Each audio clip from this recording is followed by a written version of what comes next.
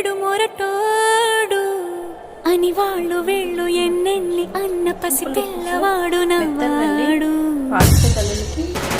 చాలా మంచిది. విడు ముండోడు అని ఊరు వాడ అనుకున్న గాని మహారాజు నాకు నవ్వాడు.